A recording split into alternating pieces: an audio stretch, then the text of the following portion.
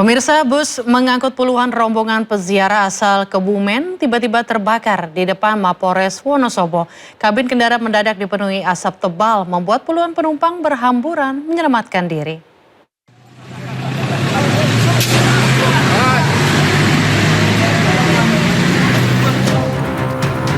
Kebakaran nyaris menghanguskan satu unit bus yang mengangkut puluhan rombongan peziarah dari Kebumen di Jalan Bayangkara, tepat di depan Polres Wonosobo, Jawa Tengah. Kendaraan yang melaju dari Kebumen itu tiba-tiba mengeluarkan asap hitam. Kobaran api pada mesin sempat memicu kepanikan penumpang hingga berhamburan menyelamatkan diri. Personel kepolisian dari SPK dan Piket Sabara Polres Wonosobo berupaya memadamkan sumber api menggunakan alat pemadam api ringan. Petugas menyemprot bagian peredam mesin yang terbakar hingga api berhasil dipadamkan dalam waktu singkat dan kebakaran dapat dicegah. Jalan Bayangkara telah terjadi kebakaran mobil dan untuk penumpang atau rombongan dari Kebumen mau ke ziarah ke Dieng. Untuk korban sudah kita evakuasi di dalam gedung serbaguna Polres Wonosobo.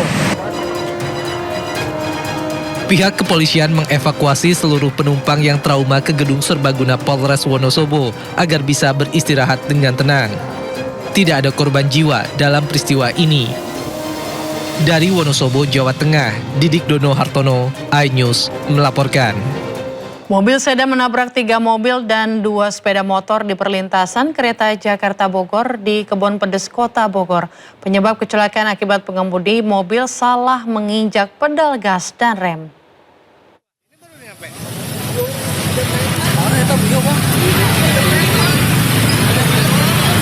Inilah kondisi sesaat terjadinya kecelakaan tabrakan beruntun yang melibatkan 6 kendaraan saat antre melintasi perlintasan rel kereta di Kebon Pedes, Kota Bogor. 2 penumpang angkot yang sempat terjepit di dalam langsung dievakuasi warga ke klinik terdekat.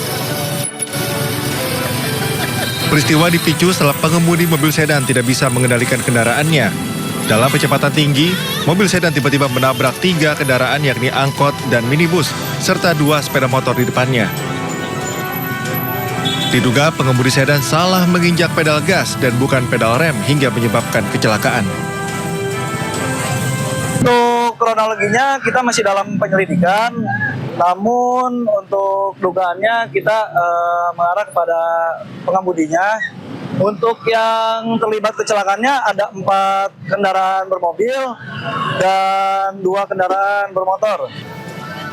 Guna penyelidikan lebih lanjut, kasus kecelakaan ini tengah diselidiki petugas Gakum Satlantas Polresta Bogor. Dari Bogor, Jawa Barat, Andi Firmansyah, iNews melaporkan. Seorang wanita diamuk massa di pasar di Kabupaten Maros, Sulawesi Selatan. Pelaku tertangkap basah mencopet dompet milik pengunjung pasar.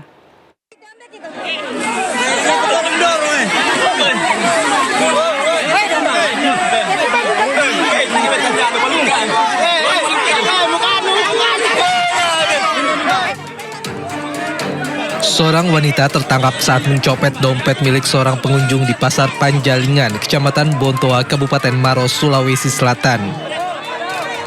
Pelaku kemudian dikerumuni dan diamuk warga.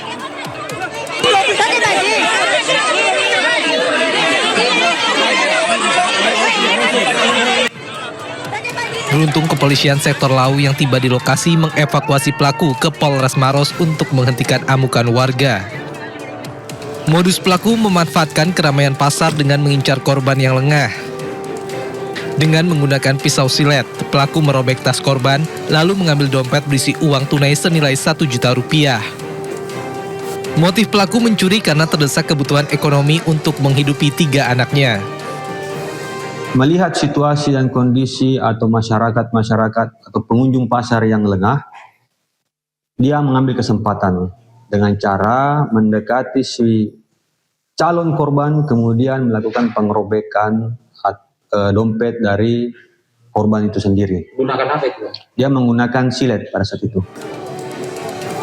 Kasus masih ditangani oleh kepolisian sektor Lau dan pelaku terancam hukuman 5 tahun penjara. Dari Kabupaten Maros, Sulawesi Selatan, Wahyu Ruslan, iNews melaporkan. Polisi menggerebek tempat pengoplosan gas LPG di Kabupaten Bangka Belitung. Aktivitas ilegal telah dilakukan sejak 3 bulan terakhir. Telah dilakukan penggerebekan tempat. Satuan Reserse Kriminal Polres Bangka bersama anggota Polsek Pamali berhasil membongkar aktivitas pengoplosan gas LPG berukuran 3 kg ke tabung gas 12 kg. Pelaku sengaja membuat gubuk kecil di belakang rumahnya dengan ditutup plastik hitam agar aktivitas pengoplosan gas yang mereka lakukan tidak diketahui oleh warga. Pelaku mendapat gas 3 kg dari pangkalan yang langsung diantar ke rumahnya dengan jumlah yang banyak dan dibeli seharga Rp25.000. Kemudian gas subsidi itu dioplos ke tabung gas 12 kg. Pelaku menjual kembali gas 12 kg yang sudah dikemas dan disegel tersebut ke toko dengan harga Rp240.000. Selain mengamankan pelaku, polisi juga mengamankan sebanyak 151 tabung gas melon, 38 buah tabung gas ukuran 12 kg kosong dan terisi, regulator, ratusan segel tutup tabung gas, serta uang tunai Rp720.000 dan juga sebuah mobil minibus. Untuk TKP kami ada di daerah Pemali. Kita mengamankan ada 4 orang. Untuk modus yang digunakan yaitu dari pangkalan itu memberikan tabung gas dengan jumlah tabung gas subsidi dalam jumlah yang banyak kepada 1 orang. Kemudian 1 orang itu melakukan pengoplosan bersama dengan karyawannya. Sejumlah barang bukti masih diamankan di Mapores Bangka untuk dijadikan barang bukti, serta pelaku masih dilakukan pemeriksaan. Atas perbuatannya pelaku terancam hukuman 5 tahun penjara. Dari Kabupaten Bangka, Provinsi Bangka Belitung, Muhammad Maulana, iNews melaporkan. Aibtu Sumaryanto dan Bribda Nopandri, 2 polisi yang hilang saat menggerebek bandar narkoba di Katingan, Kalimantan Tengah, ditemukan gugur. Total 3 polisi meninggal dunia saat menggerebek bandar narkoba.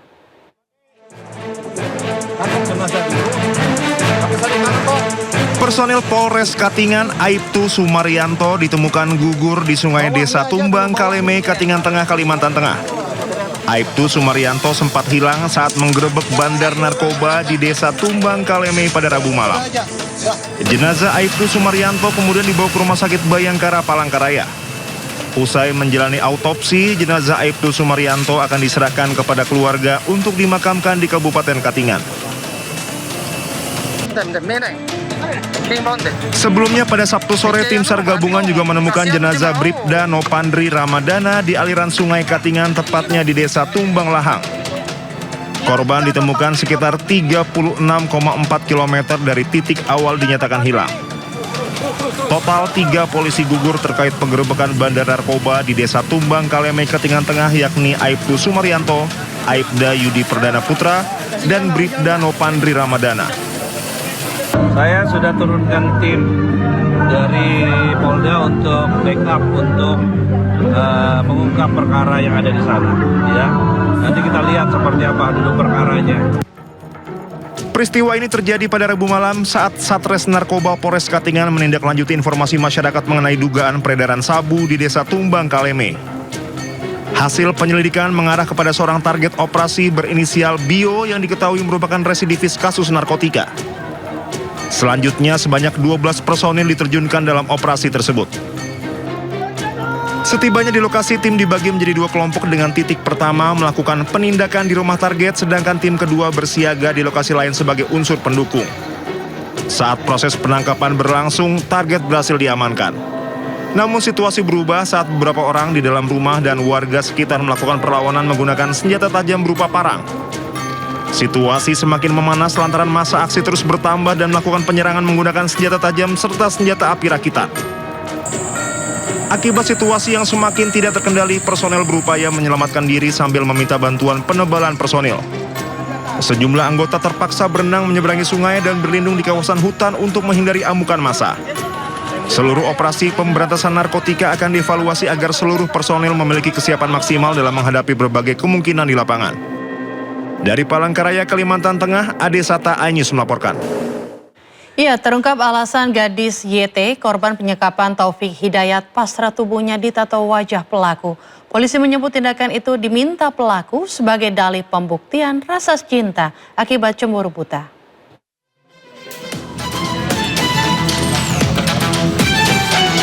Rasa takut yang besar akan ancaman penganiayaan fisik memaksa korban penyekapan gadis YT pasrah menato tubuhnya dengan gambar wajah sang kekasih Taufik Hidayat.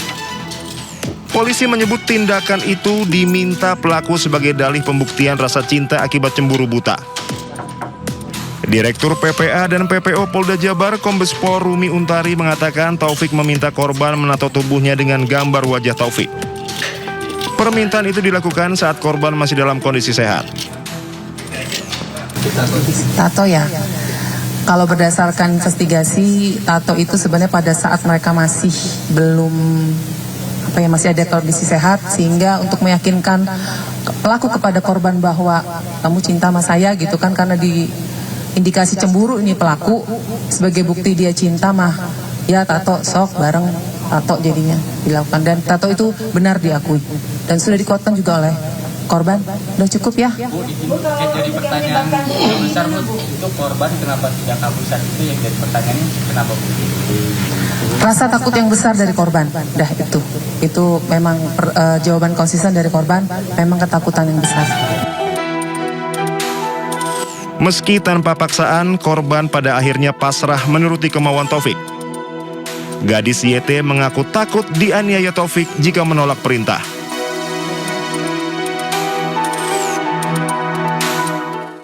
Rumah Aibtu Nuridin, oknum polisi pelaku penyekapan dan penganiayaan kepada istri sirinya di Brebes, Jawa Tengah dipasang garis polisi. Inilah rumah Aibtu N, mantan Kanit Reskrim Polsek Tegal Selatan Polres Tegal Kota di Desa Kalipucang, Kecamatan Jatibarang, Kabupaten Brebes, Jawa Tengah, Sabtu sore. Menurut warga, polisi telah memasang garis polisi sejak Jumat sore. Warga juga mengakui Aibtu N ditangkap tim gabungan Polda Jawa Tengah dan Polres Brebes menggunakan 3 mobil pada Kamis malam di rumah tersebut. Warga menambahkan Aibtu N menempati rumah yang dibangunnya sejak tahun 2017 lalu, tetapi tidak mengetahui istri siri Aibtu N tinggal di sana karena rumah selalu dalam keadaan tertutup. Aibtu N diduga menyiram istri sirinya dengan air keras hingga mengalami luka bakar 40%. Tadi menempati rumah tahun berapa? Tahun 2017. Tapi tetangga nggak pernah dengar itu ya suara seksual kata keributan?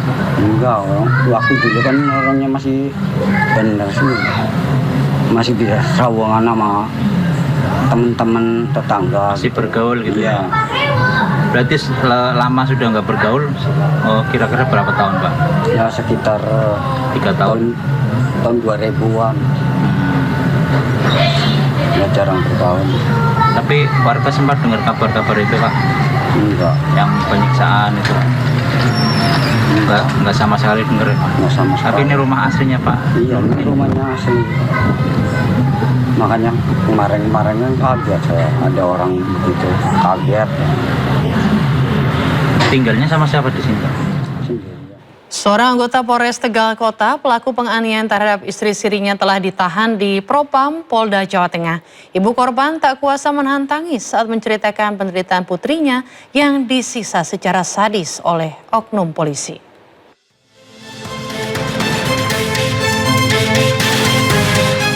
Setelah dilaporkan atas dugaan penganiayaan terhadap istri sirinya, Aibtu N, anggota Polres Tegal Kota, telah ditahan di Propam Polda Jawa Tengah.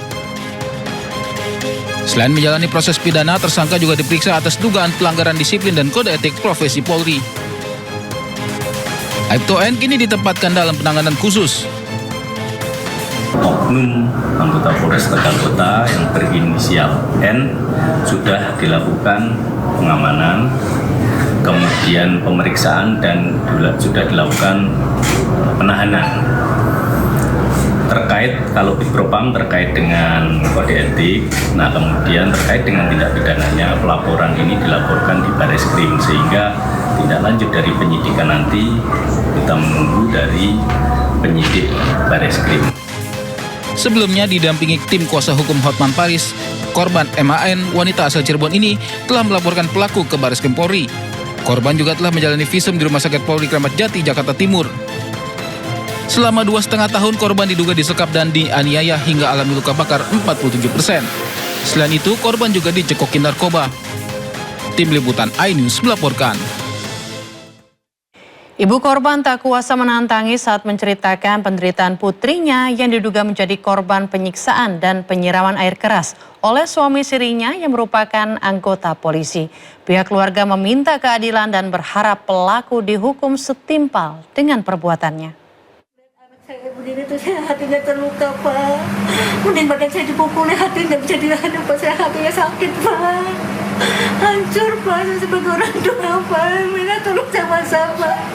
Saya punya Allah yang bisa minta tolong Allah aja. Orang tua mana yang tidak hancur hatinya melihat kondisi anaknya penuh luka bakar di sekujur tubuhnya?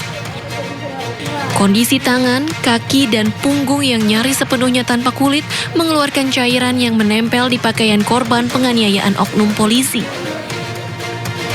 Luka tersebut diduga akibat disiram air keras saat korban dipaksa suami siri yang merupakan anggota polisi aktif membuat narkotika jenis sabu.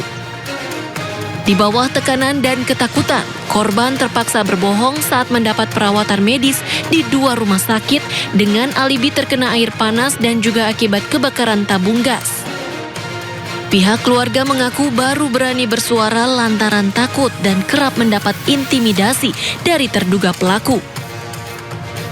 Ya Allah, yang saya seorang ibu dia masih pakai pakaian, Mas, lengket, Mas. Telanjang anak saya, Mas, sama kata dokter minta foto, Bu, boleh, Dok.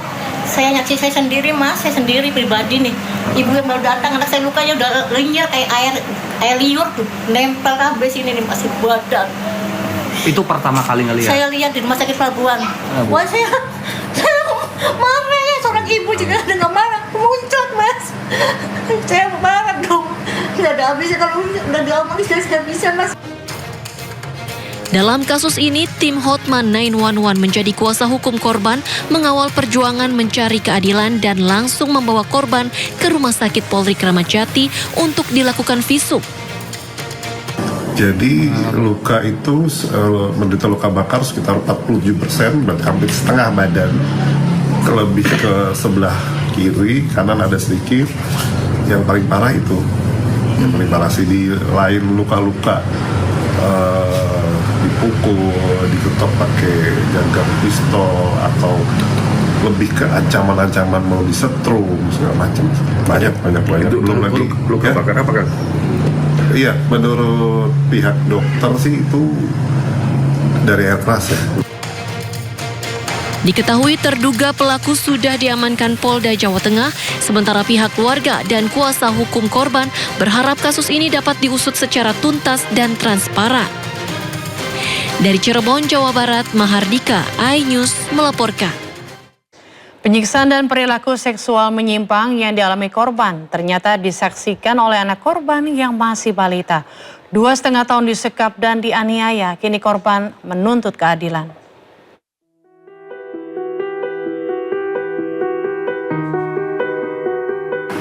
Saya punya Allah yang saya minta tolong Allah aja. Terungkap fakta baru kasus penyiksaan keji dan perilaku seksual menyimpang yang dilakukan oknum polisi di Cirebon, Jawa Barat. Ternyata pelaku yang merupakan anggota Polres Tegal Kota menyiksa dan melakukan perilaku seksual menyimpang ke istri sirinya disaksikan anak korban yang masih balita. Akibat penyiksaan, korban menderita luka bakar 47% karena disiram air keras. Pelaku juga diduga cekoki korban dengan narkoba sejak awal mengenal pelaku dari temannya. Tak punya hati, Aibtu N bahkan mengancam korban akan menyebarkan video asusilanya. Awal bulan aku dikenalin oleh teman sama beliau. Di awal pertama kenal juga udah dicekokin narkotika. Apa misalnya? Tahun berapa ini? Itu tahun pertengahan 2023. Bunuh atau seperti apa? Enggak, kalau dibunuh enggak, lebih ke penyiksaan, pemukulan, terus juga akan disebari video asusila kayak gitu, terus juga kayak penyimpangan, seks kayak gitu. 2,5 tahun disekap dan dianiaya, kini korban menuntut keadilan. Meski pelaku sudah dalam penahanan khusus, korban minta Aibtu N dihukum seberat-beratnya. Dari Cirebon, Jawa Barat, Mahardika Ainus melaporkan. Polisi periksa Christoforus Evi, Ketua DPRD Timur Tengah Utara selama 2 jam terkait dengan kasus dugaan intimidasi Dr. Ica. Christoforus memberikan keterangan seputar pesan yang disampaikan Dr. Ica.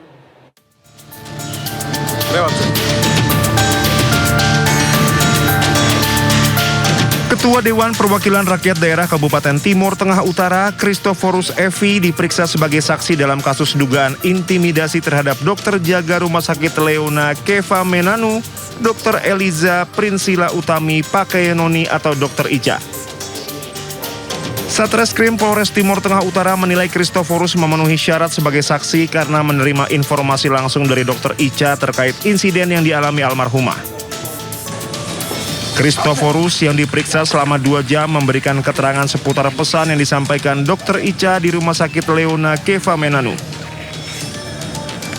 Jadi saya diundang ke sini untuk dimintai keterangan karena memenuhi sebagai syarat sebagai saksi karena saya sempat mengunjungi almarhum Dr. Ica saat di rumah sakit.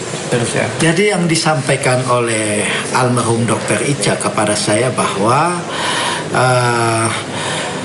dia sampai jatuh sakit, drop karena akibat tekanan intimidasi oleh teman-teman DPRD dengan nada tinggi. Jadi oleh Dr. Ica juga menyampaikan kepada saya bahwa Bapak tahu nggak akibat ulah teman Bapak-Bapak saya melakukan percobaan bunuh diri sebanyak 3 kali. Dia tidak nikah, Mama.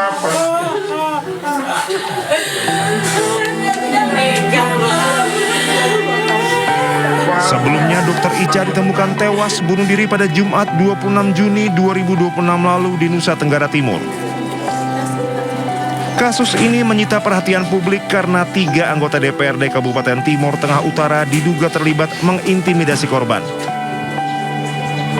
Dr. Ica mengalami tekanan psikologis yang berat karena merasa terintimidasi, tertekan secara verbal, dan merasa profesionalitas serta kehormatannya sebagai tenaga kesehatan direndahkan di hadapan rekan kerja, pasien lain, maupun masyarakat di lokasi kejadian. Aparat kepolisian kini tengah mendalami apakah ada unsur pidana dalam kasus meninggalnya Dr. Ica. Dari Timur Tengah Utara, Nusa Tenggara Timur, Sefnat Besi Ainus melaporkan. Jenazah pilot PT AMA Nicholas yang menjadi korban penembakan KKB di Kabupaten Yahukimo, Papua, tiba di Bandara Soekarno-Hatta, Tangerang, Banten. Rencananya jenazah akan dipulangkan ke negara asalnya Amerika Serikat setelah disemayamkan sementara. Jenazah pilot PT AMA Kapten Nicholas Goslin tiba di Bandara Internasional Soekarno-Hatta, Tangerang, Banten. Setibanya di Bandara Suta, Kedutaan Besar Amerika Serikat melakukan repatriasi jenazah Kapten Nicholas dengan pengawalan ketat petugas. Jenazah Kapten Nicholas rencananya akan disemayamkan sementara sebelum dipulangkan ke negara asalnya Amerika Serikat.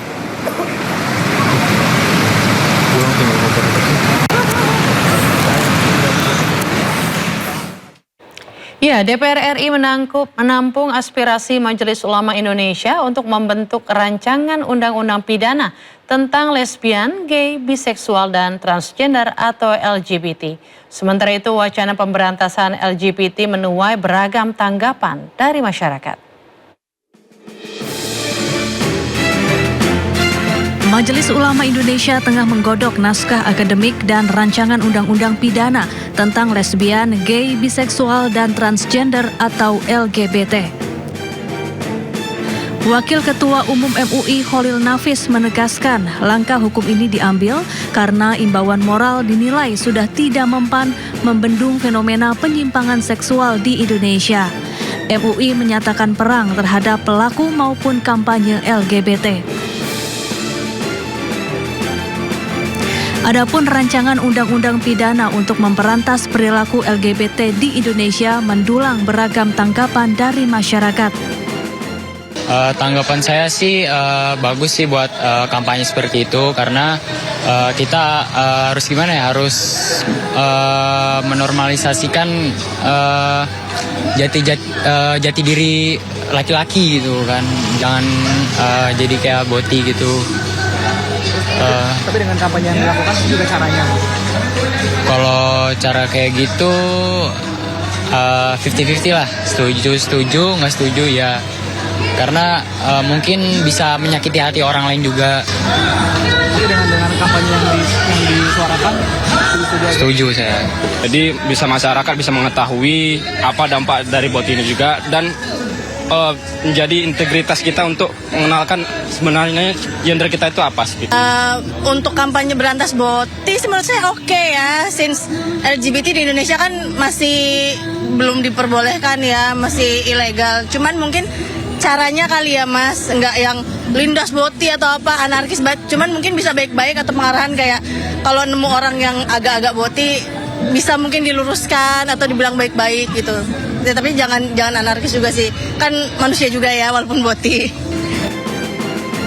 Sementara itu DPR telah menampung aspirasi MUI untuk memberantas LGBT dan akan membahasnya. Tim Liputan iNews melaporkan. Sebelumnya Presiden Prabowo Subianto resmi memasukkan penyebaran budaya LGBTQ sebagai ancaman non-militer. Hal tersebut ditetapkan dalam Peraturan Presiden atau Perpres nomor 111 tahun 2025.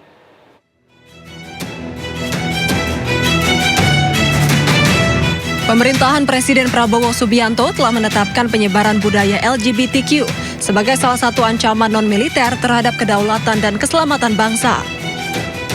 Hal ini tertuang dalam Peraturan Presiden nomor 111 tahun 2025 yang menjadi landasan bagi kebijakan umum pertahanan nasional periode 2025-2029.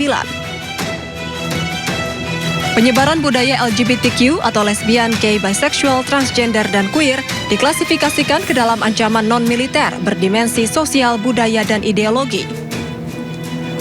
Pada bagian ancaman non-militer, penyebaran budaya LGBTQ masuk dalam satu klasifikasi bersama radikalisme, terorisme, judi daring, pinjaman online ilegal, hingga penyalahgunaan narkoba. Peraturan Presiden tersebut telah resmi ditetapkan pada 25 Oktober 2025 lalu. Kebijakan ini menegaskan bahwa pertahanan negara tidak hanya menghadapi ancaman bersenjata, tetapi juga ancaman terhadap ideologi nilai dan ketahanan sosial bangsa.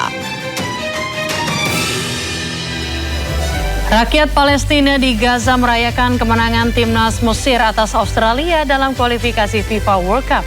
Informasi selengkapnya usai jeda berikut ini, tetaplah di Sindo Malam.